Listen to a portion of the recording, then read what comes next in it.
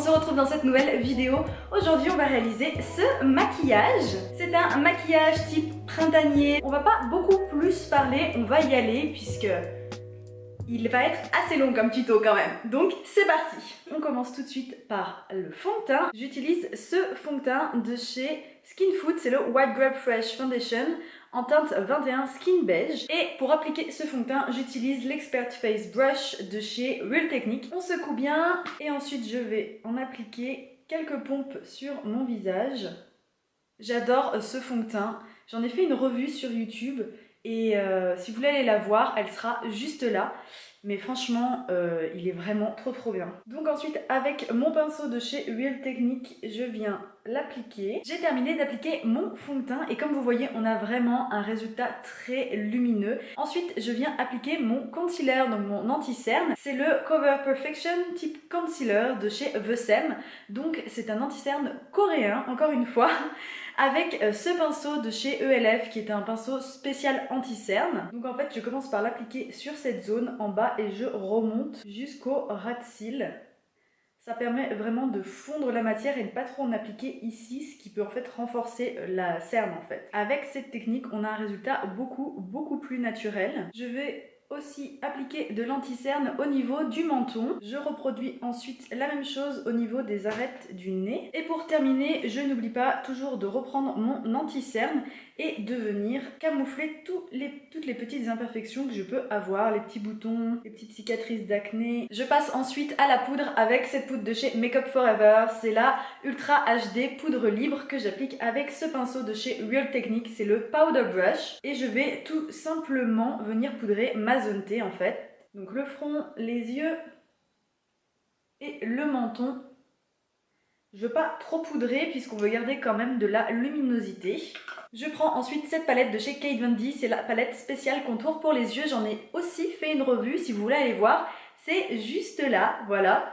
Et je vais venir prendre cette teinte juste ici pour faire mon contour du nez, contour des yeux. Donc je l'applique comme ceci avec un pinceau fin. Celui-ci c'est un pinceau de chez Catrice qui n'a pas de nom. Donc je l'applique ici pour créer une ombre qui va augmenter le volume des lèvres. Ensuite, je l'applique ici pour dessiner le menton. Et je viens ensuite, bien sûr, tout estomper pour éviter les démarcations. Je passe ensuite au sourcil avec ce crayon. C'est le numéro 401 de chez Flormar. C'est un crayon spécial sourcil avec une petite brosse directement sur le capuchon. Assez pratique, même s'il n'est pas ultra précis.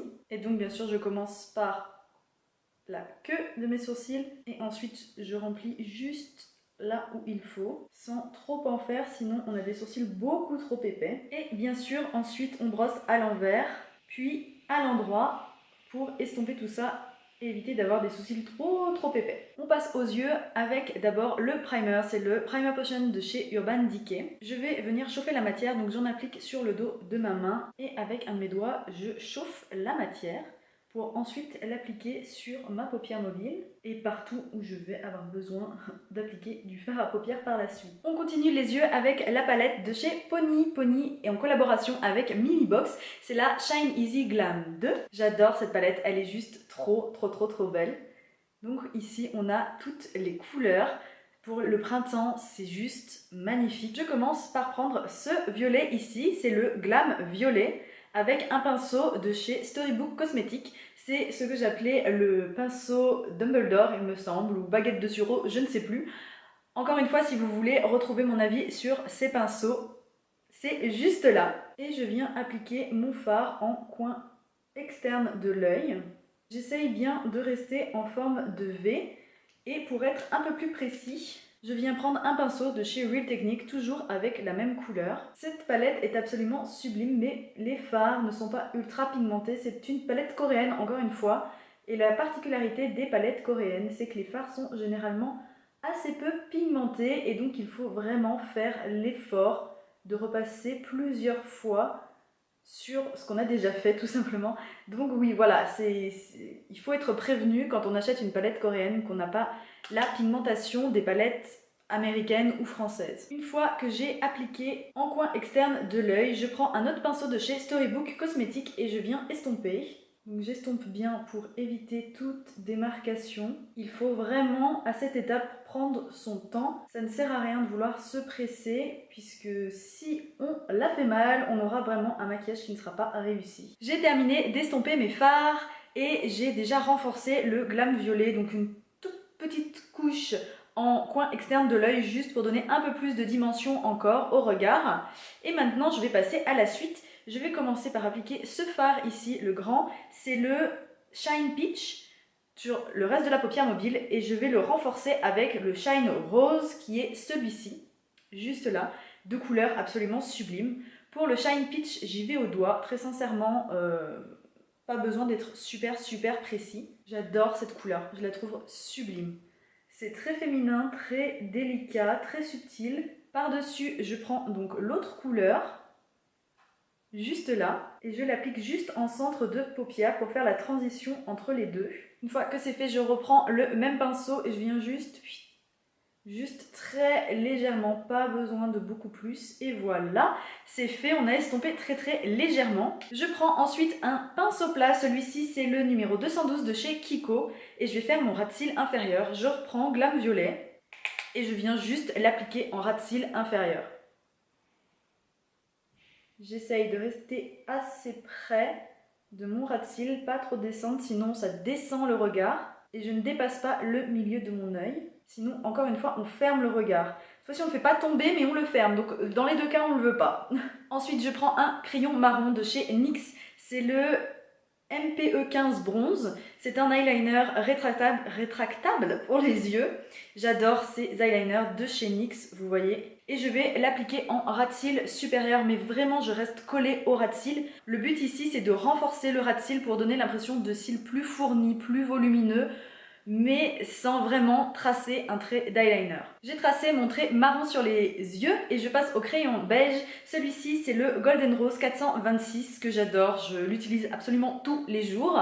Et je l'applique dans la muqueuse inférieure, ça va permettre vraiment d'ouvrir le regard. Étape suivante, l'highlighter avec le Marilou Luminizer que j'aime toujours autant, c'est un grand classique mais il est toujours aussi beau. Je prends ici un pinceau crayon, celui-ci c'est le Tully de la gamme Game of Thrones, voilà, de la gamme le Trône de Fer.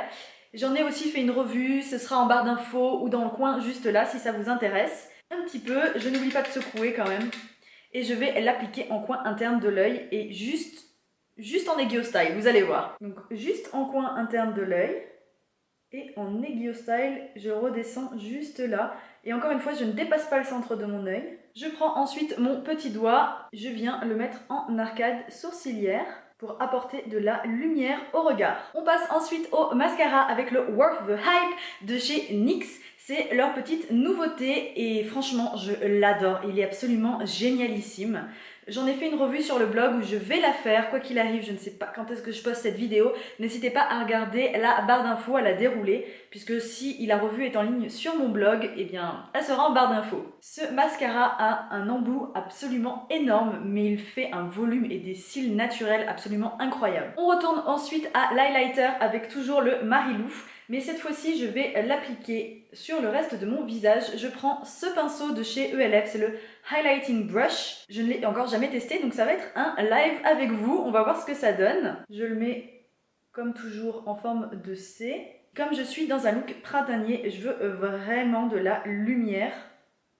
Donc je n'hésite pas à en appliquer sur toutes les zones qui captent la lumière. On passe ensuite au blush avec celui-ci, c'est le Pink Perfect Blush de chez Herborian. Donc la marque franco-coréenne, ce blush se trouve chez Sephora et c'est un blush avec directement le puff dessus. Il n'est pas super facile à utiliser, vraiment il faut d'abord, voilà, très poudreux, il faut d'abord mettre le produit dans le puff, donc il faut d'abord le tapoter sur sa main pour un look printanier ultra bonne mine. Au lieu de l'appliquer uniquement sur ma pommette, je vais vraiment plus l'appliquer généreusement comme ceci et je vais aussi en appliquer un petit peu sur mon nez ici. C'est un rose bébé qui est vraiment parfait pour atteindre un look printanier très frais, mais pour porter tous les jours il est un petit peu difficile je trouve parce qu'il est tellement pigmenté que des fois on se retrouve un peu, voilà, dans la vraie vie c'est waouh, waouh, waouh. On voit qu'on a eu la main lourde. Je passe ensuite aux lèvres avec ce crayon, c'est le NYX Suède Matte Lip Liner, crayon pour les lèvres mat en teinte numéro 29 Sao Paulo. Je viens remplir mes lèvres en faisant bien le contour, mais comme il est mat, on va ensuite appliquer un autre produit dessus pour donner plus de brillance, puisque c'est quand même le thème du jour, c'est la brillance. J'ai fini mon contour des lèvres et je passe au gloss avec celui-ci vient de chez Victoria's Secret. Ça s'appelle Favorite Gloss. Est-ce que c'est sa teinte? Non, il me semble que sa teinte c'est Glitter and Spice. Je ne sais plus, mais je ne l'ai pas acheté en France. Donc je ne sais pas si vous pourrez le retrouver, mais tout gloss un petit peu teinté comme ça peut faire l'affaire. Ce gloss est juste génialissime. Il a un léger goût, mais rien, vraiment c'est pas fort du tout et il est très agréable. Et voilà pour le résultat avec ce gloss de chez Victoria's Secret. C'est vraiment, vous voyez, légèrement teinté, rien de trop. J'ai failli oublier que pour ce look, normalement, j'avais prévu de faire des taches de rousseur. Donc là encore une fois, c'est pour accentuer les miennes que j'ai, que vous voyez pas trop à la caméra. Je me suis rendu compte, plus je filme, plus je me rends compte que vous voyez pas trop. Mais si vous ne voulez pas, vous pouvez juste passer cette étape. Mais je vais m'en faire quelques-unes pour accentuer les miennes. Si vous n'en avez pas, que vous voulez le faire, quand même, vous pouvez. Il n'y a pas d'interdit pour moi dans le make-up. Ensuite, vous prenez votre doigt et vous estompez en tapotant dessus. Et voilà de plus près ce que ça donne. Donc vous voyez, j'ai vraiment essayé de mettre juste quelques taches de rousseur, mais pas trop non plus. Parce que sinon c'est juste pas naturel. Ou alors vraiment naturel pour certaines personnes, mais pour moi ce serait pas naturel. Donc juste un tout petit peu. Et on a, comme vous voyez, vraiment la brillance grâce à l'highlighter et la belle zone de blush. On va passer aux cheveux, c'est parti. Je viens juste de boucler mes cheveux, voilà, légèrement, hein, pas non plus trop, juste un petit peu pour donner un côté naturel et quand même travaillé, hein, parce que c'est pas quand même tout à fait naturel ça. Et je vais venir ensuite mettre la touche finale qui est cette headband. Et il est juste trop beau. Vous trouvez pas qu'il est juste trop beau? La finition est juste dingue, je trouve. J'aime trop. Je peux le mettre vraiment juste devant. Alors j'ai vu qu'il y avait des filles qui les portaient vraiment comme ça, mais moi je trouve que ça fait un peu bizarre, hein. Je sais pas ce que vous en pensez. Je préférerais à la limite, voilà, le mettre un peu plus comme ça. Et donc voilà, ça vient vraiment, ce headband vient vraiment terminer le look. J'ai mis mes petites boucles d'oreilles fleurs qui sont assorties. Et oui, il finit vraiment le look parfait, nickel, c'est l'accessoire parfait. S'il vous intéresse, je mets les liens en barre d'infos, hein, toujours vers la boutique Headband, elle s'appelle, donc très facile à retrouver. Et ils ont plein d'accessoires super jolis, donc si vous voulez aller voir, n'hésitez pas. Je mets les liens en barre d'infos. C'est tout pour ce maquillage, j'espère vraiment qu'il vous aura plu, qu'il vous aura été utile. Si vous cherchez à faire un look printanier, un peu type festival, voilà, un peu bohème. J'avais d'ailleurs sorti ce haut que j'avais chiné en brocante, qui est juste magnifique. Si cette vidéo vous a plu, n'hésitez pas à la liker et à vous abonner aussi. C'est par ici, c'est par ici. Moi, je vous dis à très vite dans de nouvelles vidéos maquillage. À bientôt. Bye.